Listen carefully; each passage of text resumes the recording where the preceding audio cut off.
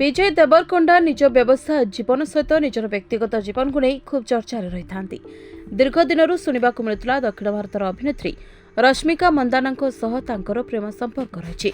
रश्मिका और विजय को फैंस माने बहुत पसंद करते बहुत समय धरी सांगरे थिबा देखा मिली किंतु केबे किछि खबर सामना को आसी नाही। एही समय अभिनेता विजय निज प्रेम विवाह संपर्क उपरे निज फैंस मानक आगरे निज भावना को प्रकाश करिसेंती। एक इंटरव्यू रे से रिलेशनशिप रे रहितबा कथा कहिसेंती। एहा सह जनक सह डेट करथिबा कथा स्वीकार करथिले। अभिनेता को एही कथा लोकों को ध्यान आकर्षण करथिला।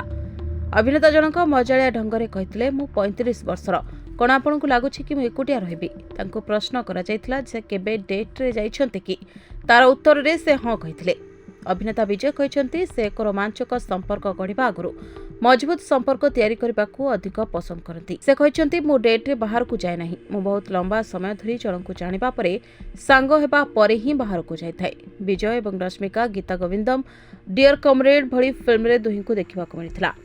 दुही मध्य संपर्क अधिक मजबूत रही से दुहींकर डेटिंग रो खूब चर्चा होता है। रश्मिका मंदाना विजय आगामी फिल्म BD12 रो लुक को पसंद करिसेंती। पुष्पा 2 रो ट्रेलर रिलीज परे विजय रश्मिका को प्रशंसा करथिले।